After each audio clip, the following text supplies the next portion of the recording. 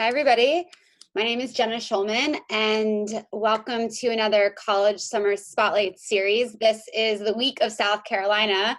I don't know if you know this, Evan, but yesterday we did University of South Carolina, so a little in-state rivalry. I know, I'm sorry. All right, I got my work cut out for me. Bring it on. So today we're doing Clemson, so the other South Carolina school, a little bit of that in-state rivalry. So definitely love to welcome Evan. I know he graduated last year, so he can give insight from an admissions counselor perspective, but also as a recent alumni. I myself was at Clemson in 2010 visiting my friend for the weekend when my alma mater played them in football, and I could tell that the football was absolutely crazy there. So in a good way, really fun, really exciting. So that was my perspective of Clemson. I haven't been back with my college counselor hat on, so I don't know as much about the academics and more of the non-football, non-Greek life spirited side of things. So I'm really interested to hearing about that today, but I know it's been very popular for a lot of my New Jersey, New York clients, and we have a lot of students here today from those states, but from everywhere else as well. I have a few variety, California, Florida. So look forward to having Evan, and I'll hand it over to you. I'll also be monitoring the Q&A throughout this entire series. So please ask questions. I can get to them at the end, and I'll ask Evan about them. So again, about him as an admissions counselor, but then also him as a recent alumni and graduate.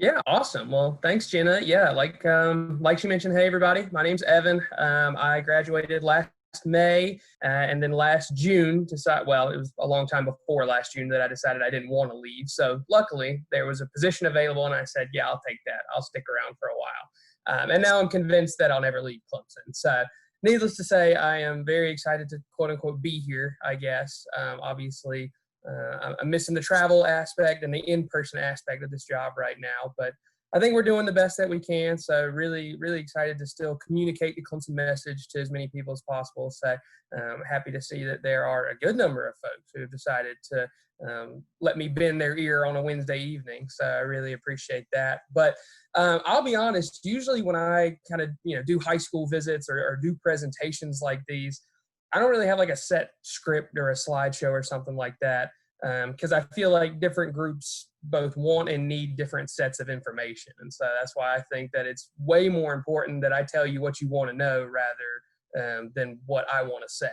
So that's why I think that most of this is probably going to be Q&A based, hopefully. Obviously got, some stuff that I could launch into, and we can talk about the process. We can talk about student life. We can talk about a whole bunch of things. But definitely want to put your priorities or y'all's wants and needs above mine, because again, the information that you need is more important than all the information that I have. So at any time, feel free to hit me with your best shot with questions, comments, concerns, that sort of thing. I'm assuming most of you are probably getting ready to get this college process jump started, maybe wrapping up junior year. So about to hit the ground running here in a month or two to really get things started. So definitely the right time to be asking some questions and trying to get some ducks in a row before applications and hopefully tours and all that fun stuff. And if you haven't quite reached that point, if you are sophomore or even younger, then definitely a great time to go ahead and get this process started. Never too early to start asking the right questions. So appreciate all of y'all being here. I see, do we already have a couple of questions? Yeah, we do. So before we get into it, I guess if you want to talk about a little bit more about the area around Clemson, maybe the feel of the campus layout. Unfortunately, a lot of students can't visit, so just understanding a little bit more about that would be awesome. Yeah, for sure. And Jenna's definitely going to understand when I say this. We are, I don't want to say in the middle of nowhere, but we're in the middle of a lot. So if you were coming to Clemson, especially those of you from Jersey or from far enough out of state, then you'd probably be flying in. So we'll start with airports. We are exactly 2 hours between Charlotte and Atlanta. So those are kind of the two main airports that are going to be closest to campus. And we're also about 45 minutes from Greenville, South Carolina. If you're unfamiliar with Greenville, it's kind of our nearest large city. So like I said, about 45 minutes down the road. They also have an international airport, obviously a lot smaller than both Charlotte and Atlanta. But if you really wanted to fly into the closest possible airport, it'd probably be that one. I might recommend Charlotte because for the sake of not laying over and just a direct flight from wherever your nearest airport is, probably going to be cheaper. And then the drive down from Charlotte's probably going to be a little bit easier because you don't even have to be from the Atlanta area to know how bad Atlanta traffic is. So for the sake of travel, if you are flying, you got a couple of different options, but I think the cheapest and easiest might just be flying into Charlotte and hitting 85 South for a couple of hours. But with that being said, Clemson's in a pretty rural area. So outside of the campus, I mean, we are in the city of Clemson. A lot of folks don't realize that. So everything that goes on in town, everything that pretty much happens within, I'd say, a 10, 15 minute or 10, 15 mile radius of campus is all going to be university like centered. So I really appreciate it because I'm originally from a pretty small town about 45 minutes outside of Charlotte, North Carolina. So moving to Clemson and kind of making that transition was pretty easy for me because I was used to a small town. I was used to being 45 minutes from a big city. And so it made the comfort level a lot higher for me to know that it was very similar to what I was accustomed to. And then on the flip side of things, obviously I've interacted with a lot of both my friends and now colleagues and prospective students from larger cities or more metropolitan areas. And they really like that Clemson's different from what they've always known.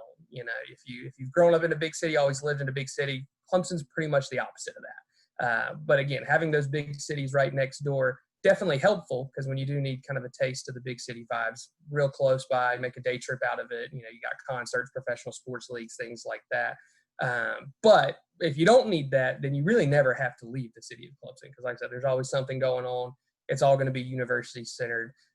And so it's a pretty quiet, very safe area right there around campus. I always like to have that knowledge on hand because that was always, again, comforting to know that when I was on campus, I wasn't still in the middle of a big city or in an area that might be, not the safest. So I think those are a couple positives as well. But yeah, it's no secret that when you're rolling up on campus, you're going past some cow farms and some pastures and some woods. So definitely rural leading up to campus. And then, of course, you get there and you're going to be on campus with about 20,000 of your closest friends on a day-to-day basis. So just kind of, again, that small town vibe, that sense of home, that comfort, that was a real big selling point for me at least. And again, like I said, for some of that balance or the opposite of what some big city folks have grown up around, I think is kind of nice as well. So that's kind of the starting point, is that it's small, it's rural, it's awesome. I don't know if there's a couple other things I need to address before we jump into questions. Totally fine. Yeah. I'll just kind of ask questions of what students have asked me prior and just what Sure. I think a lot of students would want to know. I guess there is definitely a different, people think there's a difference with the South versus the Northeast in New Jersey. So I guess what would it be like adjusting into a different region of our country out of New Jersey? So I've gotten this question a lot. I mean, like I said, I've only been in this job a year, only really been working with New Jersey students in schools for a year now. So still kind of getting my footing on that front. But this is definitely a question I've gotten a lot, and I think it's a very fair concern. It's something that I know I would be thinking about if I was in y'all's shoes. So I always like to start by saying that when you look at not only the number of applications that Clemson receives, but also the breakdown of our student body from a state by state basis, and you look at where our students are coming from, obviously we get the most applications and the most students from South Carolina. Second is going to be North Carolina. Third is going to be Georgia. And then fourth is New Jersey. We get more applications and we have more students on our campus from the state of New Jersey than every other state except for those first three. So for starters, you're not going to be alone, right? I think full 1% of our student body is from the state of New Jersey. So you will not be the only one there. And then if you keep going down that list of where our students are from, New York is number 6, I think. So when it comes to the Northeast specifically, we definitely have a good population of those students on campus as well. So definitely want you to know that you're not going to be going at it alone. But I'd be lying if I said it wasn't going to be an adjustment, just depending on where you're from and what you grew up around. Because I know, having not even traveled to New Jersey for admissions yet, I know that there's a pretty big difference between the metropolitan and the rural areas. And obviously you have the shore, that sort of thing. So depending on where you're from in New Jersey, it could either be exactly the same as what you grew up around, or it could be a lot different. And either way, it is a different part of the country. It is a different population of people that you're going to be around. So yeah, it'll be an adjustment. But from what I've heard, it's a pretty easy adjustment. I mean, you're going to eat a lot better, that's for sure. Fried chicken, gravy, the whole 9 yards. We got a lot of good food. So once you kind of, I think, start adjusting to the fact that we all move a lot slower, we drive a lot worse, and we eat a lot better, I think you're going to settle in just fine.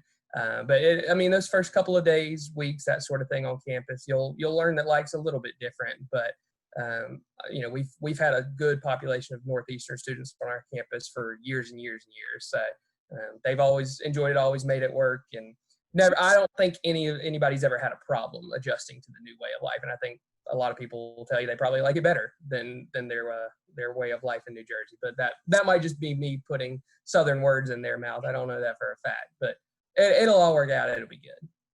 Awesome. And you're the New Jersey regional rep, right? So we don't have regional reps. Okay. All based in Clemson, but we call them territories, are just basically broken up based on the number of applications that we review. So we try to make sure that each of our counselors reviews the same number of applications. And so I review applications from the state of New Jersey and then the eastern half of North Carolina, whereas some counselors will do like one small portion of South Carolina, or some will do a whole bunch of West Coast states. Just depends on where we get applications from. But because we get a lot from North Carolina and we definitely get a lot from New Jersey, they keep me busy enough. Yeah, so you'll get very familiar with New Jersey. Trying my best. It's a different place. It's good. We have good pizza and bagels. That's what I'm looking forward to. Yeah. You'll take care of the Southern food. We have some good pizza and bagels, good carbs. Good balance. Okay, so can you talk a little bit about some admissions questions? There's like a few here. I can ask some. I'll just read someone else. What is the GPA range and test score range? And will you be going test optional? I'm sure you've heard of that a few times. Yeah, not the first time that question's been thrown my way over the past couple of weeks. So we'll start with that one because that's an easy answer. The answer is technically not yet. So as of right now, like this specific moment in time, we haven't changed anything about our process for next year. So for those of you that are looking at filling out the application and going through the process, and obviously we can dissect that and talk a little bit more about it. If you're going through it this year, as of right now, it's not going to look any different. Now, obviously, as is the case with a whole bunch of things right now, that could easily change over the next couple of weeks, months, whatever. So definitely, stay in touch, stay on our radar, because if anything does change, we're going to try to communicate that as quickly and as clearly as we can. But as of right now, not going test optional, not changing anything for our process for next year. And so that kind of goes along with your GPA and your test score requirements. And we don't have minimums for either of those. So there are no minimum requirements to get into Clemson. But when you start looking at test scores, the statistic that we usually use is the middle 50%. So we throw out the middle 50% range of students who enroll.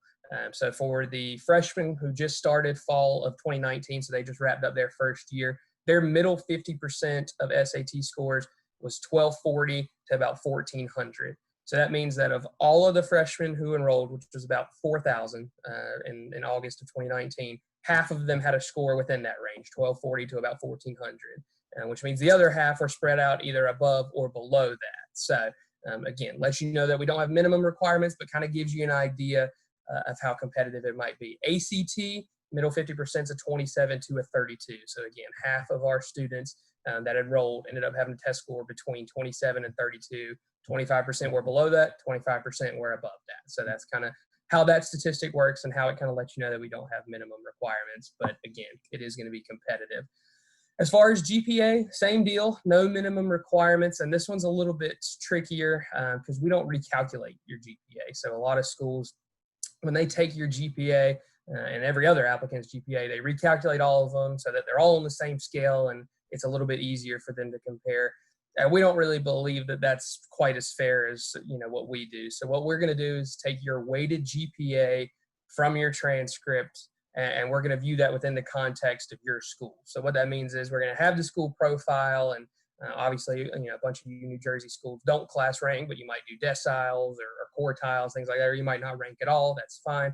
But what we do is we take the school profile, we take your weighted GPA, and so we're able to compare you to other students and other applicants from your school and maybe not even from that current year. So what I like to explain to people is that when we're looking at you as an applicant, we're not comparing you to the 28,000 other people that are applying. What we're going to do is we're going to take you as the applicant, and if there's anybody else applying from your school or your district that year, then we can make a more accurate comparison by looking at those similar, similarities, I guess, for lack of a better term.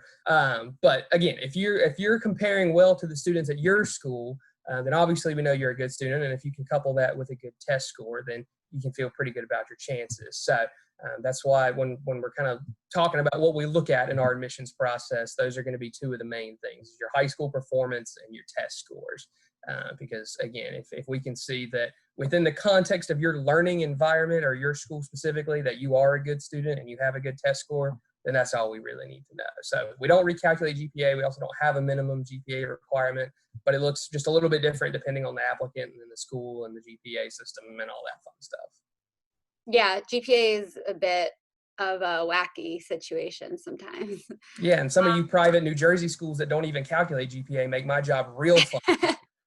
So Yeah, appreciate or it. Freehold Regional sometimes. They have like a 5/8 scale. Oh yeah. Yeah. Oh yeah.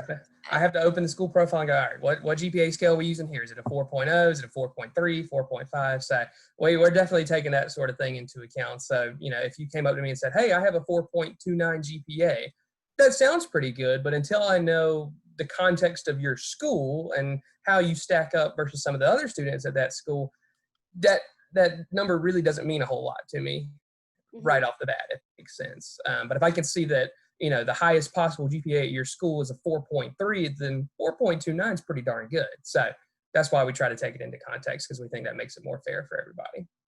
Yeah, and Evan, some people are asking about the undergraduate students as numbers and like the in-state percentage, and I found this document from Clemson. It's a little outdated because it's a 2018 class, Mm-hmm. but things don't change. This was like the counselor report, so I don't know if you want to clarify. It's a really helpful, I guess.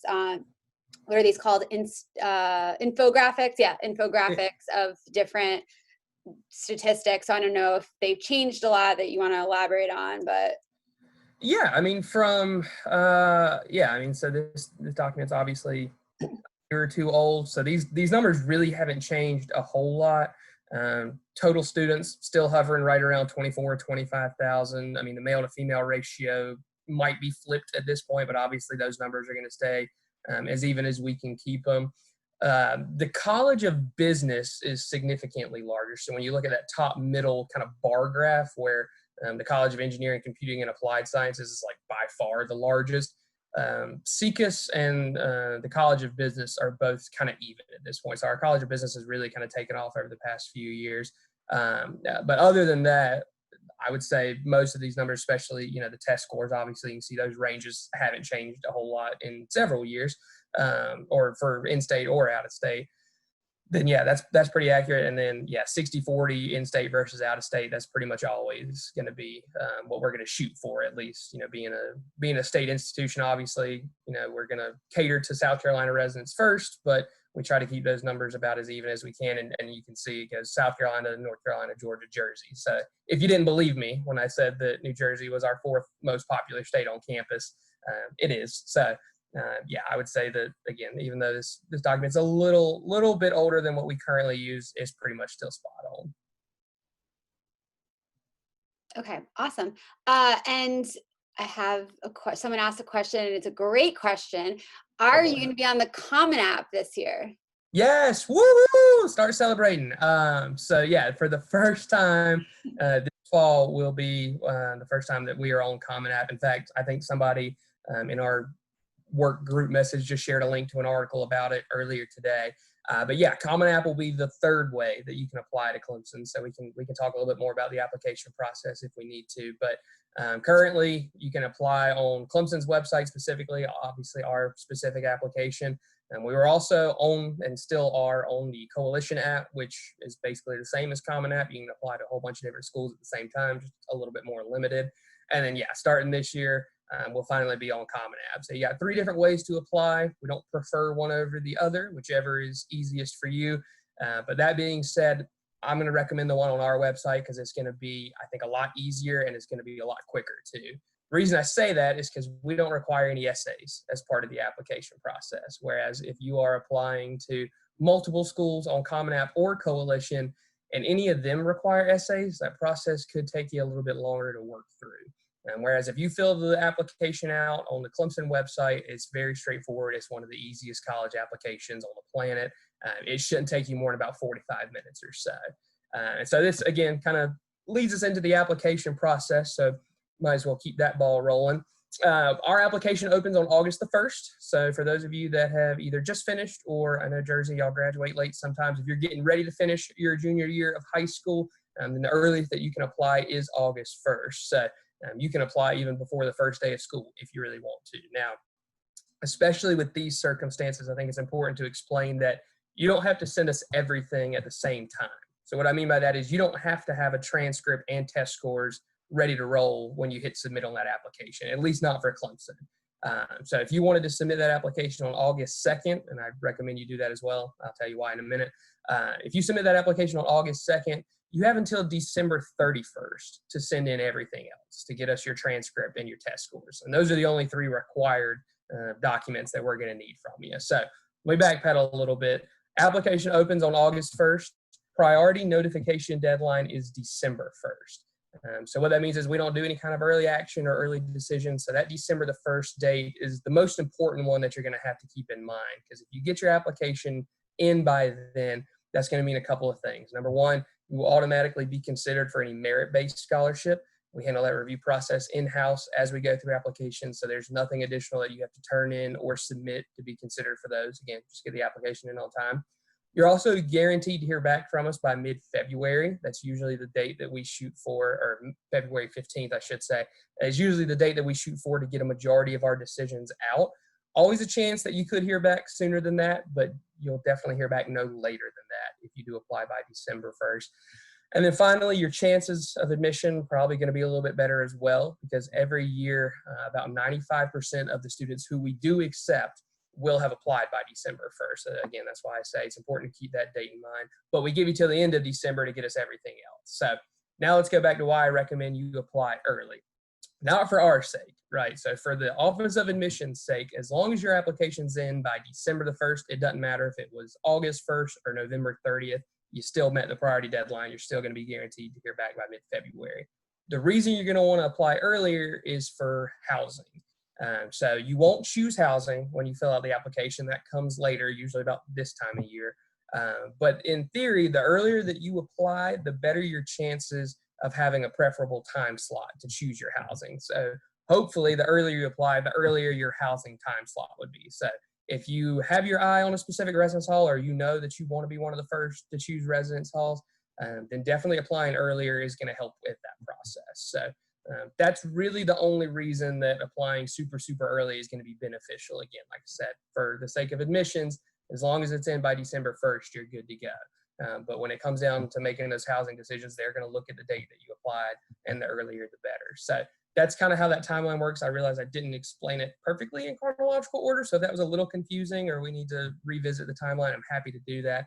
But important dates that you need to remember: August 1st, December 1st, December 31st. Those are the 3 that you need to keep track of. You can let us worry about the mid-December and May 1st and all that stuff, because we can cross those bridges when we come to them. But most importantly, application in by December the 1st. Can't stress that enough.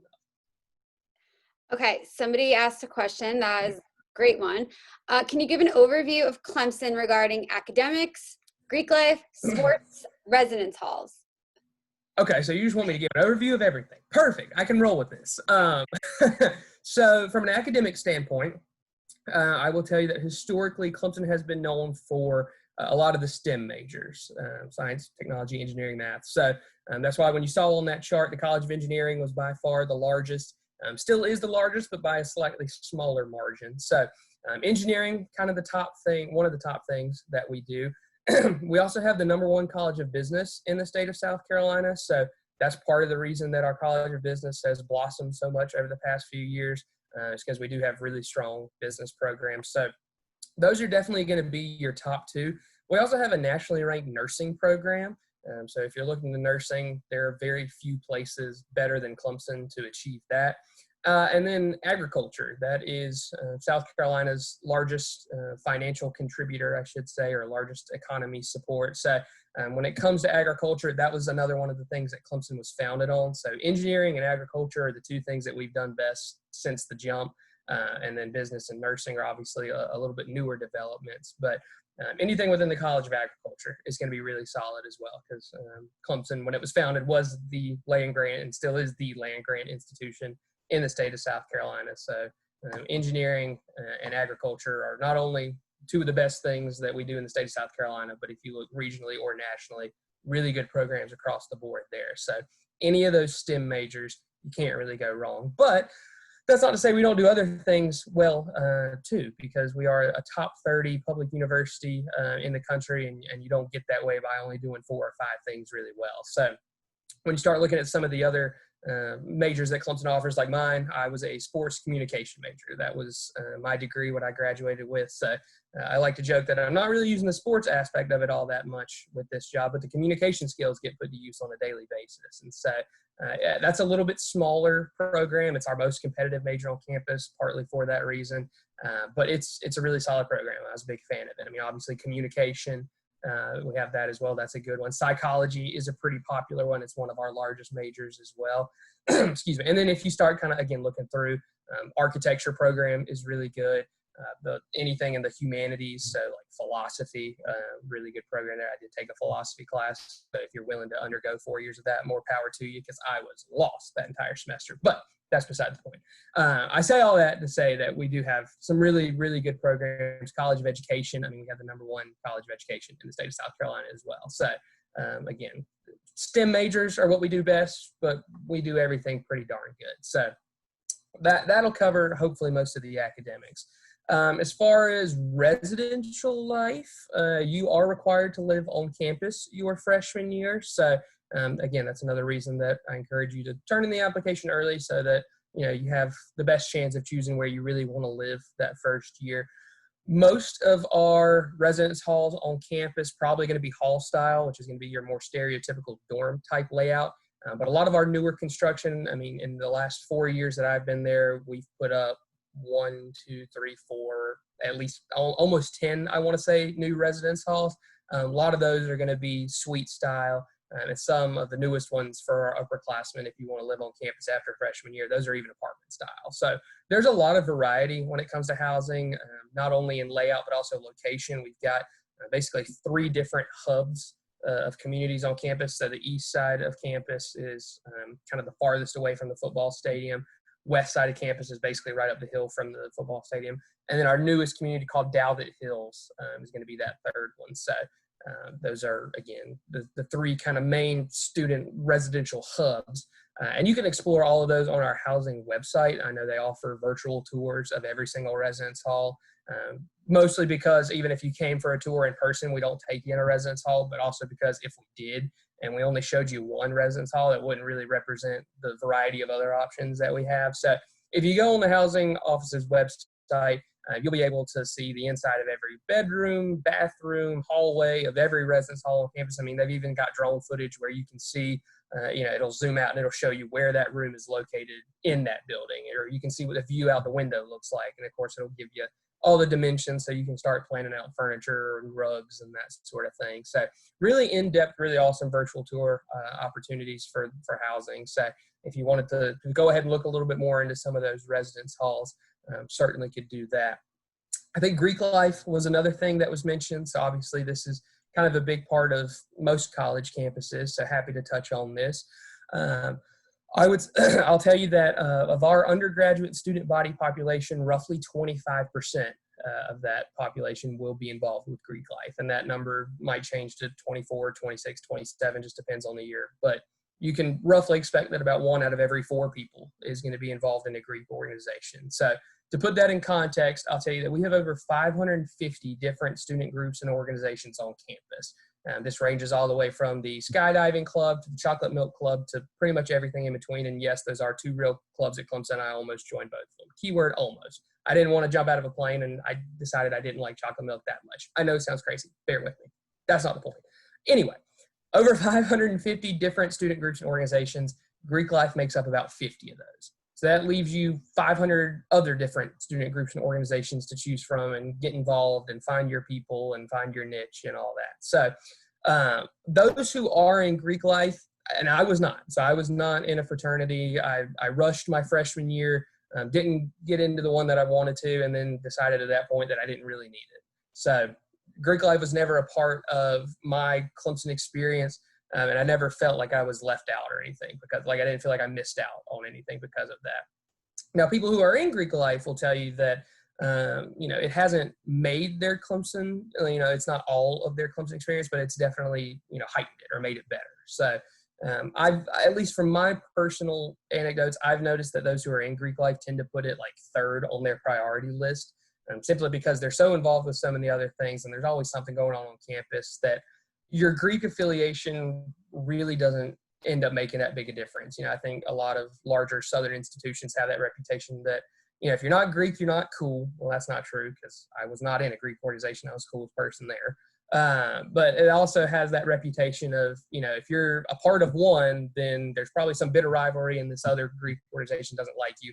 And that's not true at Clemson either. There's a lot of overlap when it comes to those Greek affiliations. I think, people join the one that they feel like is best for them, but they still have a lot of really close friends, a lot of really close connections in some of those other groups. So I say all that to say, don't feel pressured to go into Greek life. If that's something that you really want to do, then for sure pursue it. They are extremely active. They do a lot of really good things. You're going to make a lot of really good friends and memories and that sort of thing. But if that's not your jam, or you think it is, and then you're like me and you realize, maybe not, that's totally fine too. Because again, you're never going to be left out. There's always going to be something to do. So it can certainly be a good part of your Clemson experience, but it doesn't have to be all of it. So again, like everything, it's all about balance. And I think there was at least one or two other aspects of that question that I think I'm forgetting. School spirit. School spirit. Oh man, how much time do y'all have? I know it's almost supper time and I'm getting hungry, so I won't go on for too long. But when it comes to school spirit, you'll find that Clemson's pretty much one of the best at that. So I think the Princeton Review ranks us like number 2 as far as students who love their college, and also number 2 in students who pack the stadium. So there's a lot of really good things that make Clemson so lovable, and that was part of what drew me to it, and that was part of what kept me there, was because I felt like it was the place that was definitely best for me. But I also tell people that when I step off campus, I can literally feel myself entering the real world, because when I'm at Clemson or when I'm on campus, it just doesn't feel real, because it's just the best thing ever for me. So I think if you find a school that gives you that feeling, that's how you know it's the right place. But we can save that conversation till the end. But yeah, I mean, school spirit across the board. Again, we're not just a football school. If you really looked at some of the other sports that we offer, I mean, our men's and women's soccer teams are consistently ranked. Our baseball team is one of the winningest D1 programs of all time. We just had our softball team had their first season this past spring. So unfortunately it was cut short, but they were rolling before that season was called. Men's and women's basketball, they can be real hit or miss, but those games are a ton of fun. And I mean, it's hard to win in the ACC when you got to play Duke and North Carolina every year. So a lot of really good sporting events to attend. And as a student, you'll have free access to all of those, but a lot of good stuff to do, even if sports aren't your thing. So that's why I keep reiterating that there's always something to do, because, you got 25,000 college kids in a small rural town.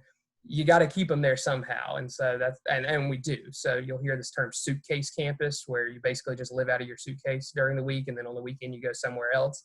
Clemson's not like that. So whether, it's just going outside, I mean, we have some really awesome outdoor recreational activities. Our campus borders a lake, and we have a beach access point that's right there. So if water sports are your thing, that's another one of the 550 clubs that we have. We have the water sports club. So for water skiing or wakeboarding, kneeboarding, that sort of thing, that's an easy way to get involved.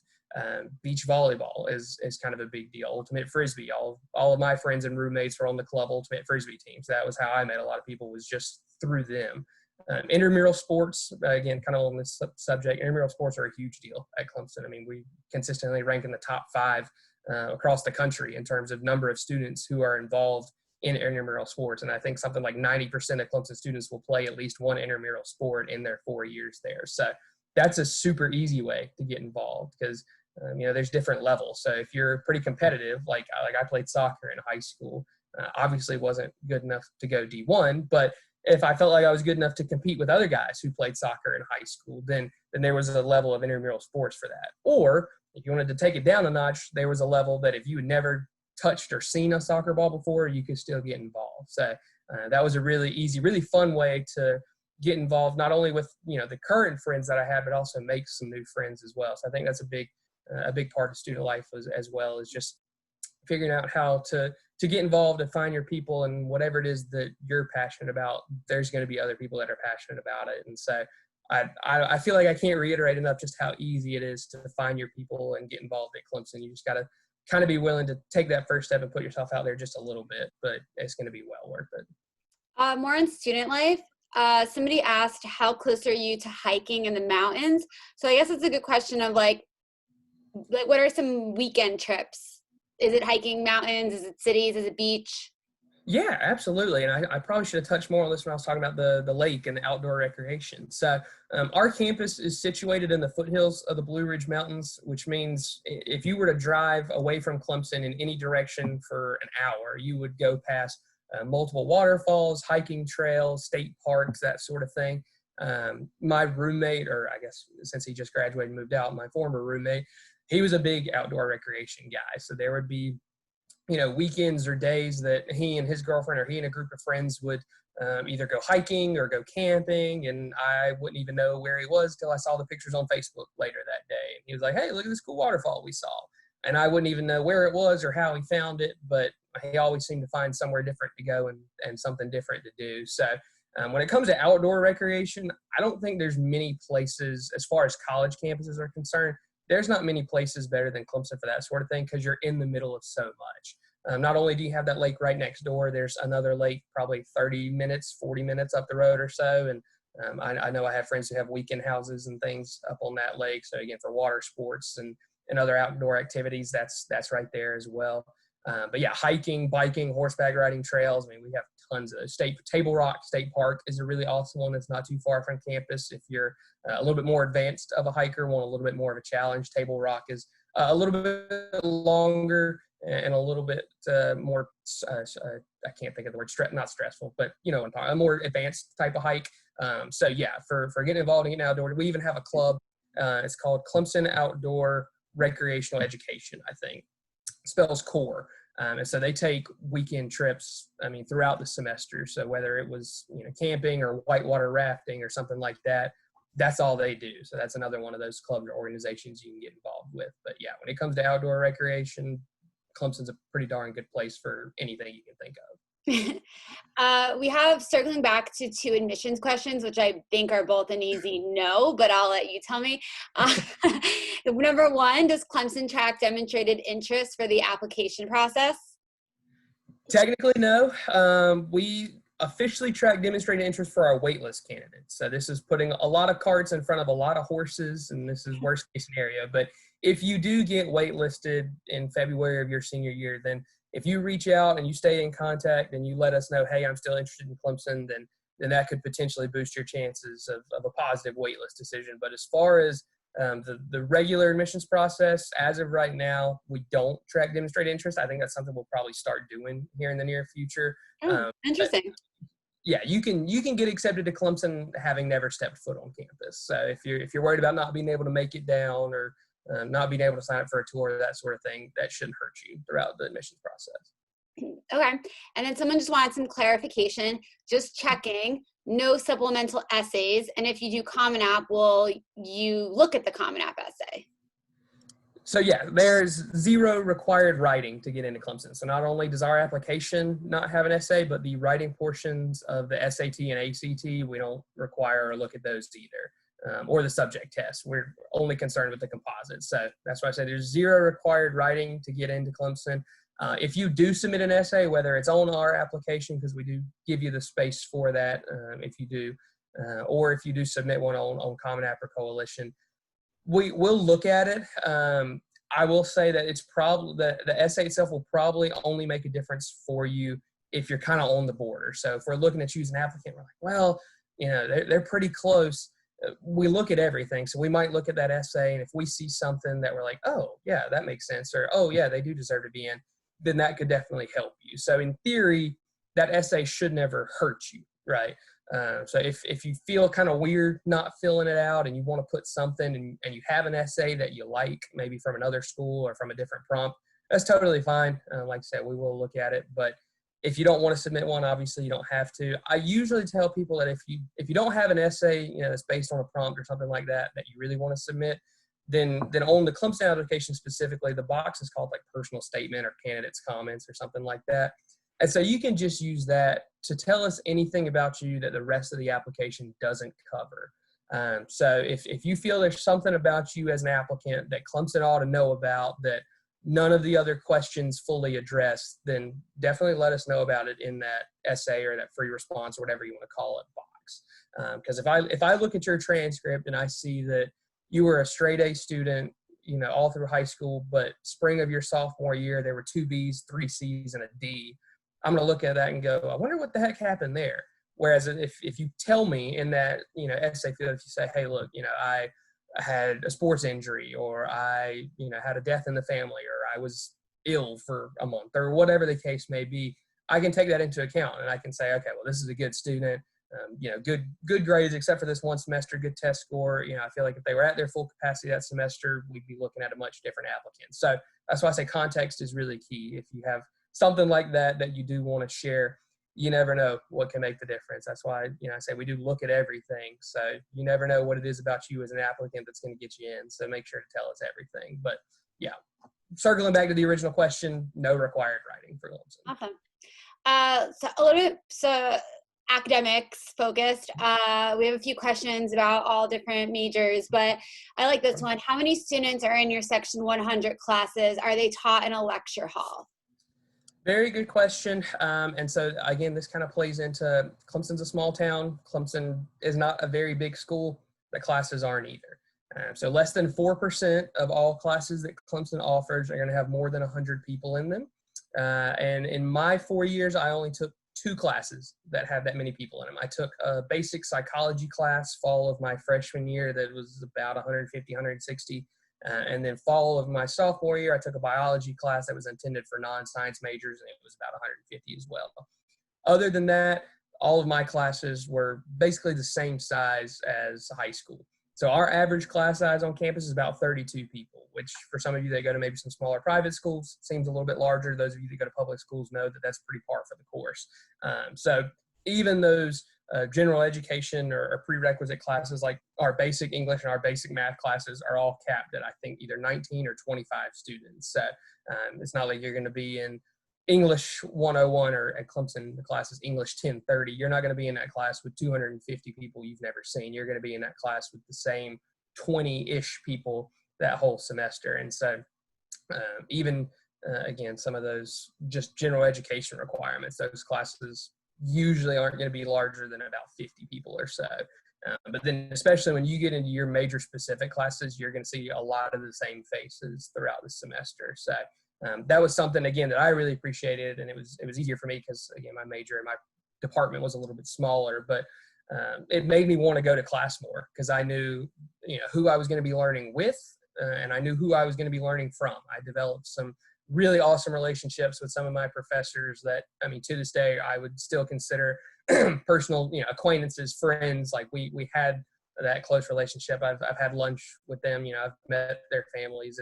It was really beneficial for me to have that, connection. And I know I wasn't the only one who did because they had that kind of connection with a lot of people in their class. So I think that's kind of an underrated aspect of going to college is, excuse me, getting to know, not just your friends and like who you're going to keep close for your entire college experience, but getting to know the people, that you are only spending a semester with. And so, I took a class, I think it was fall of my sophomore year. It was a very basic introductory communication level class. And the professor and I just hit it off because we were both really sarcastic and, we just gave each other a hard time. And so that, that was what I appreciated. And so I ended up taking 3 other classes with him, and he's probably my favorite instructor that I've ever had at any level. And so, we would give each other a hard time, but we had that good relationship that I didn't want to miss his class. And so I made a point of never missing his class unless I absolutely had to. And so that went a long way for me, knowing that the classroom environment that I was going to be going into was something that I wanted to be a part of. So that was my motivation for going to class. And so I think you'll find that in a lot of different departments and a lot of different classes across campus, because at the end of the day, all of the professors are there for you. They're not there to fail you. They're there to see you succeed. And so they have your best interest at heart. And so if you can hone in on that and take advantage of that, it's going to make a world of difference. All right, we have a lot of science students on here. So 2 students asked about the pre-PA track, and then a few asking about the pre-med programs and hospitals nearby. Okay, so I will start by saying that was part of the reason I wanted to be a comm major, was because I did not want to do any more science and I did not want to do any more math. So God bless those of you who want that. And I'll say, I kind of address, as an umbrella, all of those questions. Clemson does not have a specific pre-med major or pre-PA major. So what that means is there's a lot of different majors that you could pursue and a lot of different classes that you can take that are going to fulfill those requirements. So anything typically within the College of Science is going to be fair game. So if you look at all the majors within the College of Science, that's going to be biological sciences, which is our biggest major, largest degree granting major at Clemson. And part of the reason for that is that a lot of folks in that major are looking medical field, either the pre-med route or something else.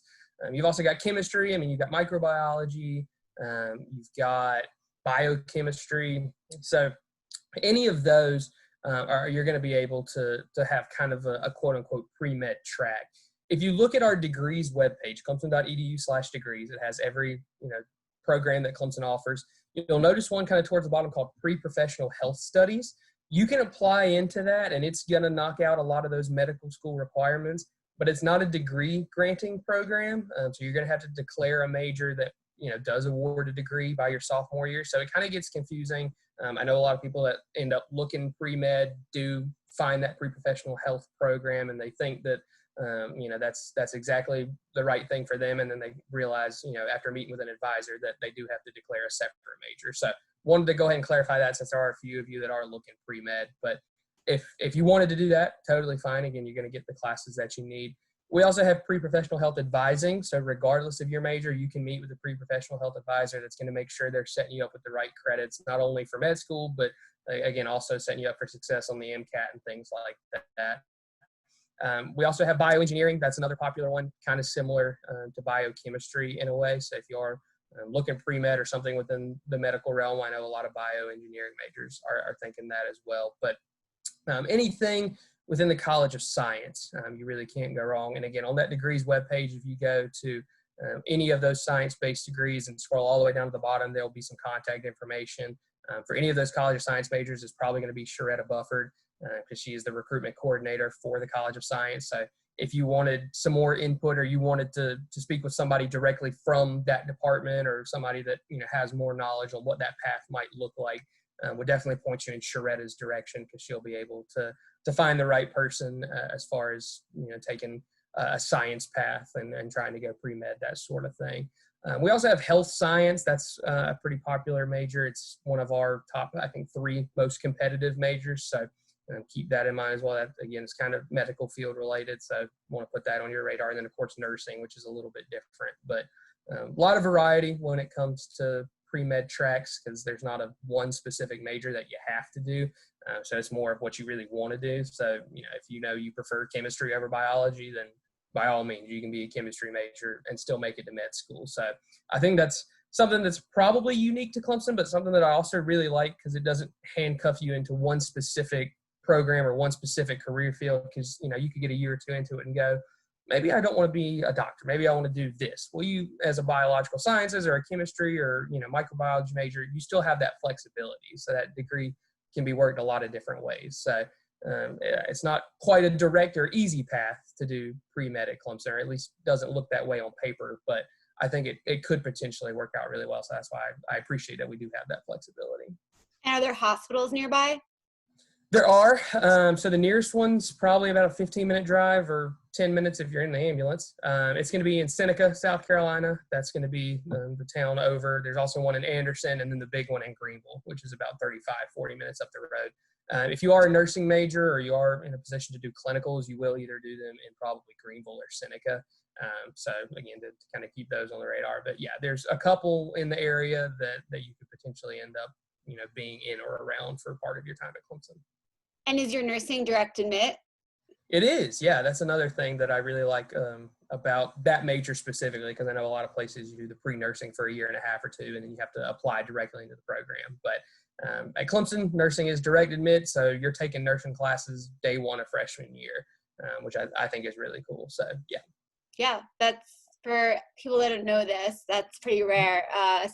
So it's a great thing to just get right in and be a nurse right from the beginning. Okay, I have to shout out to my student Natalie and ask her a question. Are there many research opportunities? Are there many research opportunities? The short answer is yes. The long answer is that we are classified as an R1 research institution, which is the highest ranking that you can receive, which basically in layman's term means there's a whole bunch of research opportunities. And so you're not even limited to those, in your upperclassmen. You can start research opportunities your first year on campus. We have this, I call them classes. They're not really classes. It's called creative inquiry is the term for it. Essentially, you would register for it just like you register for a class, but instead of taking a class, it's a research opportunity. So you spend that whole semester researching whatever that creative inquiry is about. And so that's a really unique opportunity to have some research opportunity, but also to get some really good class credit for it. So I did a couple of these. I think probably my favorite was a social media based creative inquiry. So we were in the communication building. There's a room in there called the Social Media Listening Center, where you can kind of track trends and other things, as it relates to, multiple social media platforms. And so, we were able to tell not only what people were talking about on social media, but how they were talking about it. So you could, the system or the machine could read, the tone of voice basically. And so, if we looked up Clemson, we could see if 50% of people were talking about it in a positive way, 50% of people were talking about it in a negative way, that sort of thing. So it was just kind of interesting to see those social media trends. But I would say that's a very basic level creative inquiry. There are some that are really involved and really impressive. So I know one that comes to mind that a couple of my friends did. If anybody's familiar with McLaren Automotive, the kind of supercar company, I guess, they actually came to campus and wanted to host a creative inquiry, which they did. And so several of the students in there were, working on how to basically market those cars or how to, add to them or whatever it was. And then they had the opportunity at the end of the semester to present their ideas or, host their presentations for basically the CEO of McLaren. And so he was able to say, hey, these are really good ideas. We might roll with them, or say, hey, I like that, concept, but let's do it this way. So that was, I think, kind of a really interesting, real world aspect type of creative inquiry. There's obviously going to be a lot that are kind of engineering, STEM major based, and a lot of them are, more real world, hands-on, that sort of thing. So a lot of really, really good research opportunities if you're willing to, again, kind of put yourself out there and find them, because obviously they're not going to come to you on a silver platter, but plenty of stuff to choose from for sure. Okay, we have a few study abroad questions. I like to plug my Instagram page at Get Me Into College, because I did some fun facts highlighting the Clemson event tonight. And one of the facts that I highlighted was that you could study abroad on 6 out of 7 continents, Antarctica being the one that you cannot. So talk about a little bit about study abroad. I know we only have 5 minutes. And what percentage study abroad? Or oh my God, I already lost it. Yeah, so just a study abroad in general and what percentage, and then how is it being affected by COVID? I'm sure nobody knows the answer to that, but. Right.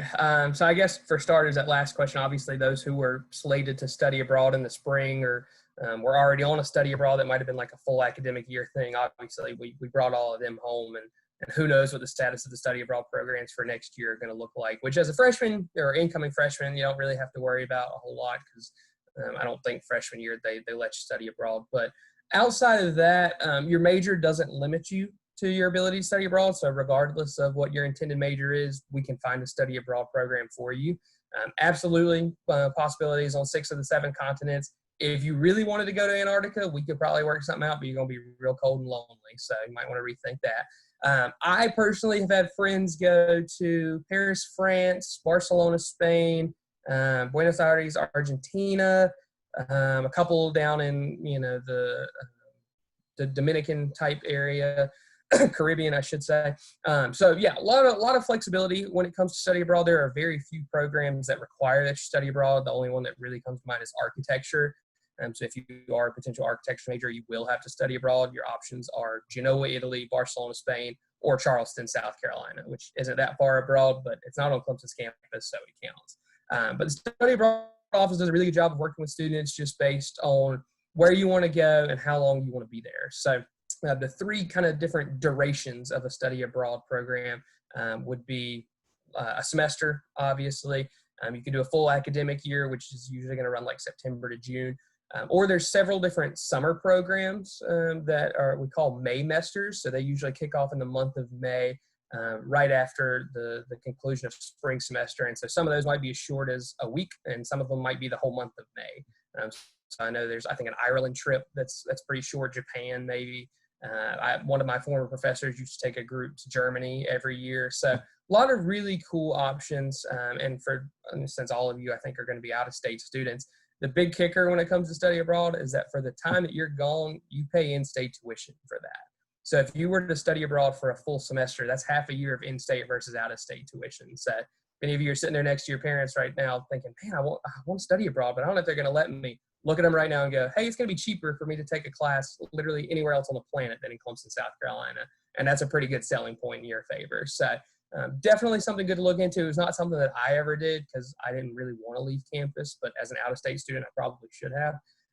But again, I had a lot of really good friends. I think usually maybe 1,000 or 2,000 students a semester or a year study abroad. So it's a pretty good portion of the student body population who does.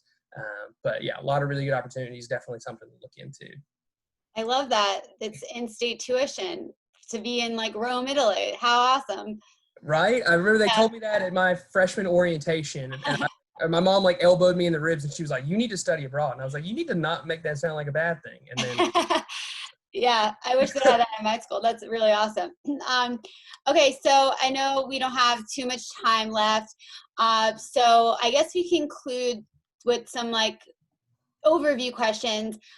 What sets Clemson apart from other colleges? You just graduated.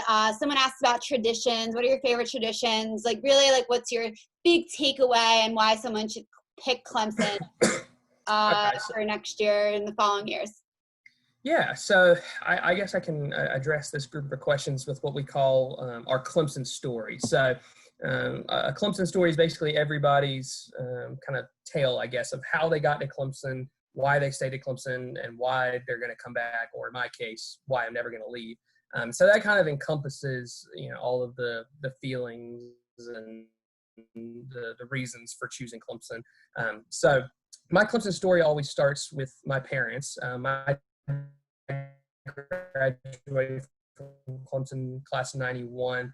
Mom loved Clemson growing up. She started out there. Unfortunately, we didn't have the major for her, so she did end up transferring and graduating from the University of South Carolina. And if you know anything about that rivalry, you can assume that we don't talk much about that fact at our house, and you would be correct about that. But she's a huge Clemson fan. Dad, obviously, as an alum, was a big Clemson fan. So I grew up on Clemson. It was something that was always familiar to me. It was something that I always looked forward to. I knew that, it was a 3-hour drive to campus from our house, but I knew on the other end was something that I was really looking forward to.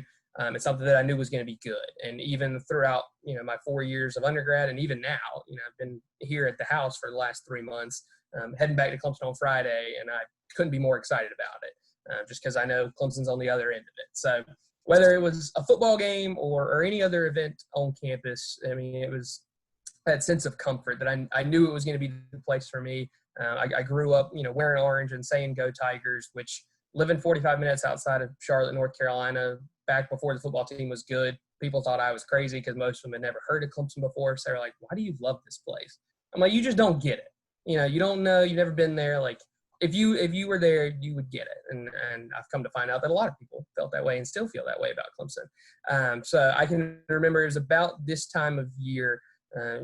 Spring of my junior year of high school. So that's, I guess, 6 years ago, a long time ago.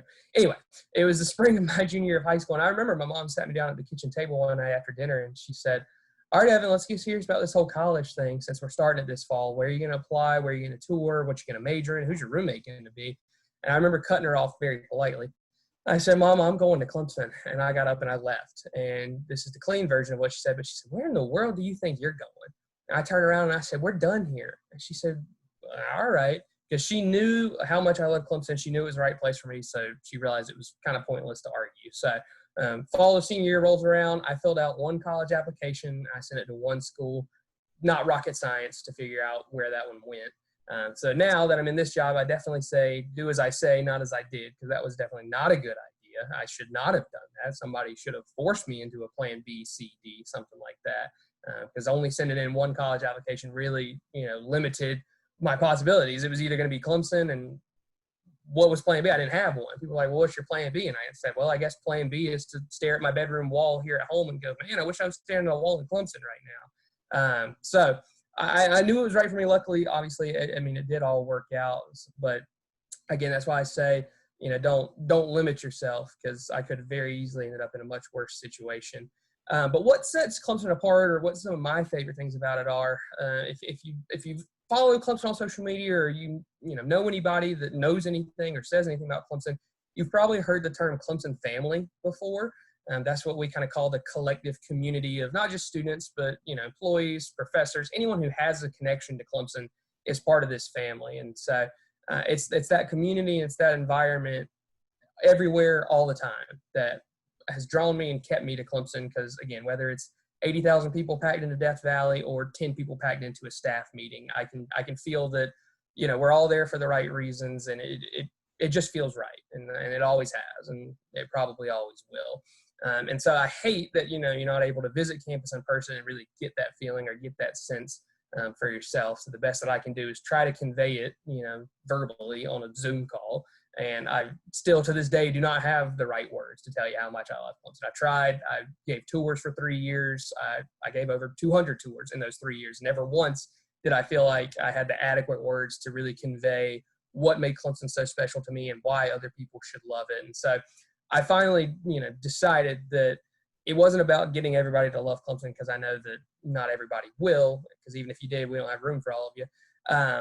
But you should find somewhere that makes you feel the way that I feel about Clemson. You should find somewhere that you're going to be the best version of yourself, no matter where you end up.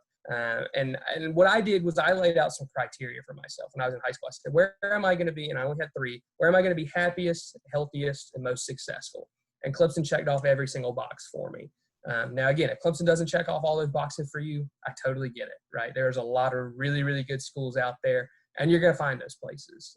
So as long as you have that criteria for yourself and you find somewhere that checks off all of those boxes, and again, makes you feel the way that I always have and always will feel about Clemson, then that's how you'll know that it's right. Obviously there's a lot of other factors, academics, financial reasons, that sort of thing. But when you can find that place that you call home, and you can find that place that you can see yourself coming back to or never leaving, then that's how you know it's going to be right. And so there are a whole laundry list of reasons that Clemson was right for me. And again, with that sense of community and just that closeness with everybody, there's a lot of really good traditions that I know I don't have time to go into, because I see how many of y'all are already dropping off this call. So I'm going to shut up. But if you do ever have the chance to visit Clemson, or you want to, shoot me an email or set up a separate Zoom call, I'm happy to keep running my mouth about Clemson. And now that they pay me to do it, it makes it even better. So again, appreciate all of y'all, being here and giving me this platform to tell you about something very near and dear to my heart that hopefully, will end up being near and dear to your heart as well. But again, these are kind of the times we live in. I know it's weird, but if you're able to get the chance to come down to Tiger Town, give me a shout. I'll be sure to tell you where to grab lunch. We can connect. Obviously, you have my email now. So if you have any questions, comments, concerns throughout the admissions process, just let me know. But Jenna and all of you, thanks so much for letting me be here. Yeah, thank you, Evan. If somebody wanted to view the application ahead of time, is it available now or August 1st? I know we just closed it. We did leave it open this year till June 1st. I don't know if you'll still be able to see it. You might be able to see it and start filling it out, but you won't be able to submit it until August. Okay. You can check our website. I don't know if it's going to let you see it or not. If not, shoot me an email. I'll take some screenshots of it and send it to you. Okay, great. Yeah, I just left your email in the chat for everybody. So just in case they didn't have their questions answered, they can email you. So Sure. I love the enthusiasm, the passion. I loved this presentation. It was a lot better than just reading off a slide. So I thought you were going to say it was a lot better than South Carolina's, and that was going to be an important compliment I've received. I have not been to South Carolina, so I have been to Clemson. So I guess that has a point ahead of them, but both were great. So thank everybody. And, just check my website for more of the Spotlight series. I did add a few schools. So, all summer long. Thank you, Evan. Have a great night. Absolutely. Thank you all so much. Bye.